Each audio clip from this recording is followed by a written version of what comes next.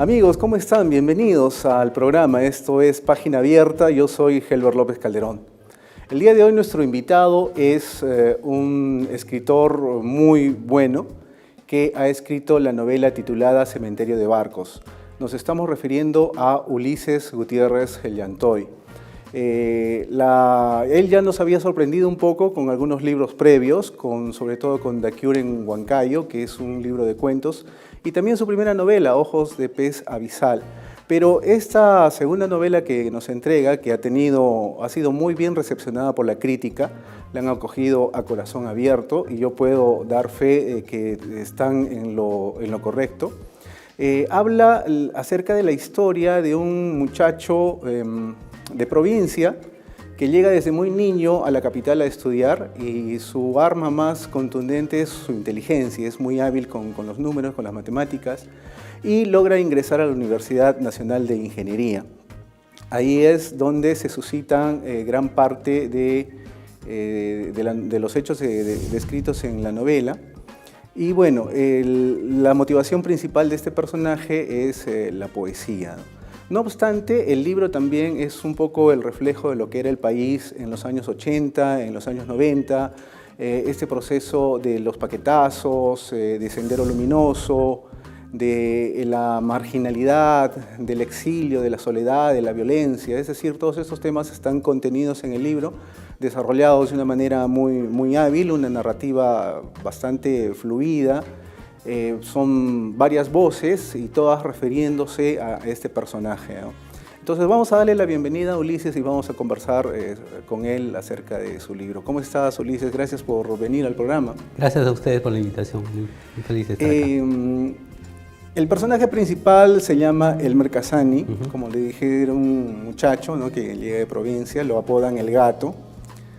Y es un buscador de quimeras, ¿no? Es un muchacho que, bueno, no sé, o sea, está motivado por una fuerza, por una energía que ni él mismo a veces la entiende, ¿no? No es consciente de la energía que lleva ahí. Pero antes de entrar específicamente a esto, me gustaría saber en qué momento de tu vida, real, presente, descubres que tenías esta historia. O sea, ¿cuándo fue que dijiste, acá hay una novela y quiero escribirla? Bueno, yo vivía en la residencia universitaria de la UNI. Yo vengo de un pueblo llamado Colcabamba, en la provincia de Tayacaja, en Huancavelica. Viví durante los 5 años que estudié en la UNI, viví dentro de la residencia universitaria. Y eso me permitió, además en una época durísima, ¿no? Del 88 al 93, que era la época más dura probablemente no solo para el Perú, para el Lima, ¿no? Lima estaba asediada por el terrorismo, la inflación, etc. Entonces era riquísimo en el sentido literario de las historias, ¿no? Claro, has sido testigo de primera mano, de primera fuente de todo lo que pasó en ese momento. Exactamente, entonces yo tenía ya esas historias guardadas dentro de mí y de hecho las había ido maquinando como una historia general. Pero fue recién el 2010 cuando estuve en Argentina.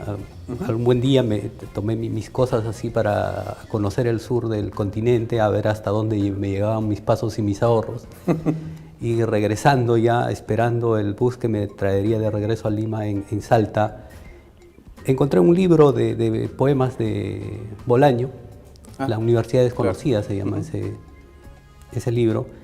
Y leyendo estos poemas encontré el poema que abre el libro, que dice escribiendo con mi hijo en las rodillas, claro. Escribiendo con los demonios que habrán de llevarme al infierno, pero escribiendo, ¿no? Pero siempre escribiendo, claro. Ese poema me conmovió tanto que en ese momento se me apareció la cara del gato y el personaje que tenía que contar esta historia que ya llevaba guardada, ¿no? Claro, el gato destaca por su inteligencia, su precocidad, es políglota, incluso cuando es pequeño y está en su pueblo natal, Ocjoro, ya da muestras de su sapiencia, ¿no? Cuando conversa con el cura italiano y conversa en italiano además. Y cuando llega a Lima, bueno, está siempre motivado por estas situaciones de la poesía, ¿no? Descubre, sobre todo en la universidad, ¿no? Así es, sí. Pero no solamente es la poesía, sino su vida misma es poesía, ¿no? ¿Cómo llegaste a estructurar ese personaje de una manera tan acertada? Mire, el gato es la suma de los personajes, de mis amigos que conocí en la uni, ¿no? O sea, muchas de las historias que le pasan al gato dentro del cementerio de Barcos le han ocurrido en verdad a mis amigos, ¿no?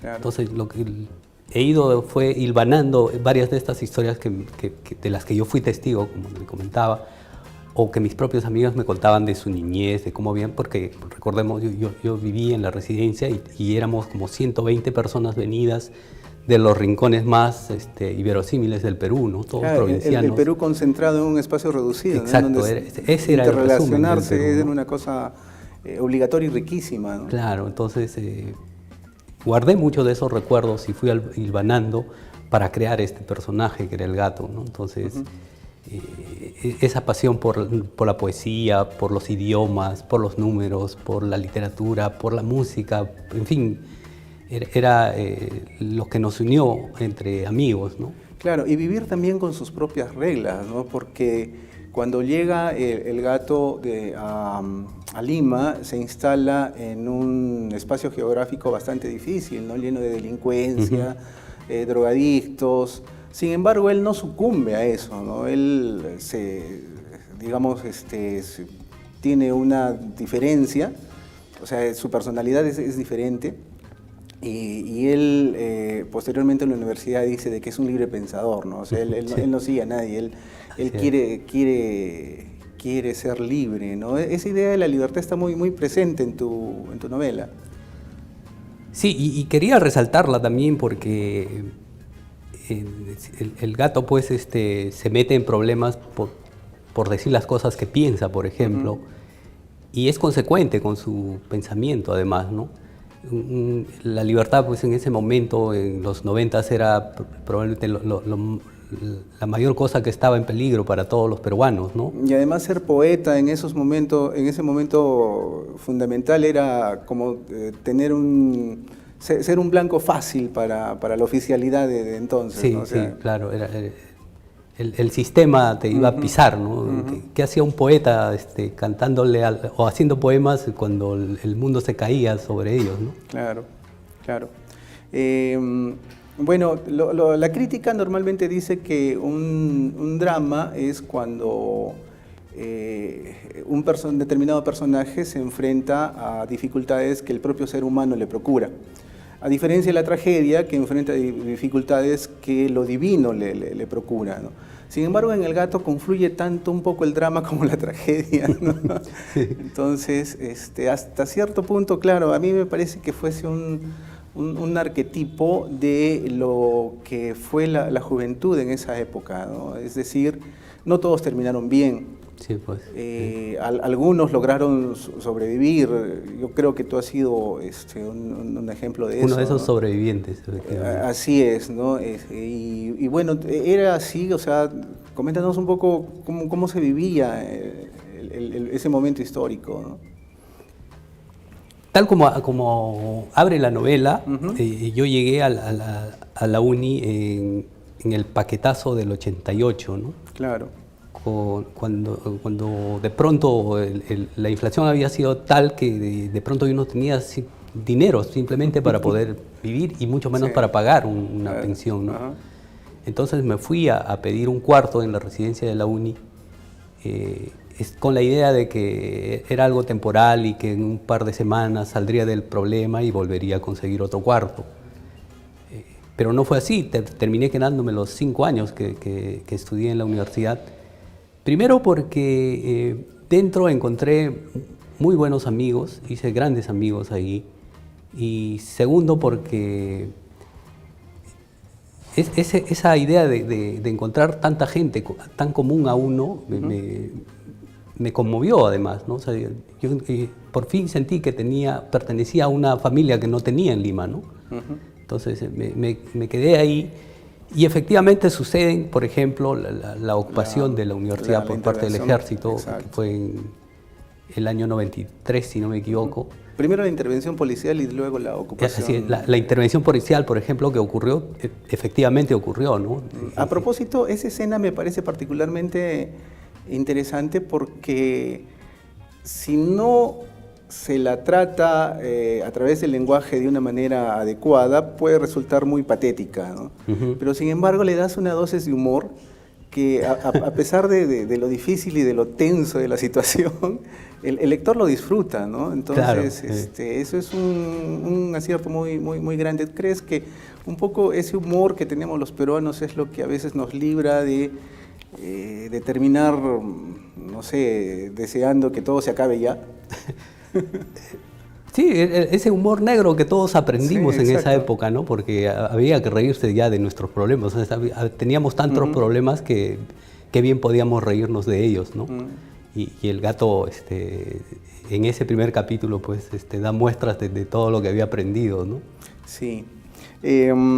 Ahora también la novela representa un poco, claro, al suceder dentro de la universidad, es inevitable hacer referencia a los discursos políticos e ideológicos que se suceden dentro de las universidades, ¿no?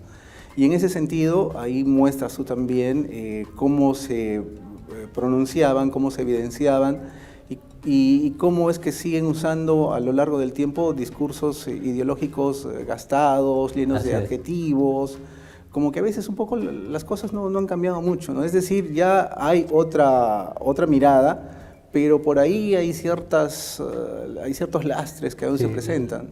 La historia termina siendo circular, ¿no? La historia termina siendo circular, constantemente, exacto. Cambia de cara, pero sigue siendo la misma. Sí. Ahora, el título de la novela Cementerio de Barcos es en sí mismo una metáfora, ¿no? Y además, a partir de la segunda parte, uno entiende perfectamente por qué se titula así, ¿no? Pero ¿cómo conceptualizaste esa metáfora, ¿no? Hay una historia ahí, creo que primero pensaste en trenes, después en barcos. Sí, inicialmente se iba a llamar Cementerio de Trenes, porque la metáfora estaba referida al por qué los trenes demoran en arrancar y demoran en frenar, ¿no? Eso fue algo que me contó un amigo, un colega que vivía conmigo en la residencia, que era ingeniero mecánico. Pero luego, cuando avanzó la historia, la propia historia fue reclamando su título y que para el concepto de la novela se prestaba mejor el barco como una máquina en su relación con el hombre. Entonces tuve que cambiarla, ¿no? Y terminó llamándose así, Cementerio de Barcos. Y ahora, a la luz del transcurso de los años, cuando miras hacia atrás y recuerdas tu vida, que obviamente muchos de esos detalles están plasmados en la novela, creo que uno puede disfrutar de esas cosas ya, ¿no? Con otra mirada, en otra dimensión, ¿no? Y a veces eso lo contrasta con la vida actual, ¿no? La juventud, los millennials, que son conocidos ahora, que están digitalizados 100%, casi no han vivido ese tipo de problemas tan fuertes, tan hondos. Y uno, bueno, mira y dice, caramba, ¿no? Hay cosas importantes que he aprendido que me gustaría que estos jóvenes también aprendieran, ¿no? ¿Tú crees que de alguna manera esos mensajes de esa realidad tan fuerte y tan difícil que nos tocó vivir está también dirigida a estos jóvenes que de alguna manera no saben exactamente muy bien qué pasó? Sí, porque mucha de esa generación no tiene idea, por ejemplo, cómo es vivir una hiperinflación, ¿no? Lo dramático que puede resultar perder todo tu dinero, tu capital de un día para el otro, ¿no? Claro. Esa fue una situación que nos tocó vivir a nuestra generación, y sobre eso, además, cercados por el terrorismo, por epidemias de cólera, ¿no? Sí. O sea, parecía que todos los males de la Biblia de pronto nos habían caído. Como lo menciona, ¿no? Mis amigos, que cuando terminaron de leer la novela, muchos de ellos regados por el mundo, me llamaron de pronto cuando terminaron y me decían, efectivamente, ¿te acuerdas cuando sucedió esto o sucedió el otro? Y todos recordábamos. ese día trágico en que el ministro Hurtado Miller dijo que Dios nos ayude, ¿no? Que Dios nos ampare, ¿no? Bueno, te felicito por esa novela. Realmente yo la recomiendo al público en general. Y bueno, animarte a que sigas escribiendo, ¿no? Espero que nos sorprendas con otra nueva novela muy pronto. Ojalá, en eso estoy trabajando. Sí. Bueno, Ulises, gracias por haber venido al programa. Gracias a ustedes. A ustedes, amigos, espero que se hayan sentido motivados para leer este libro, se aproximen a este libro y no duden en sintonizarnos la próxima semana en otra edición de Página Abierta. Hasta pronto.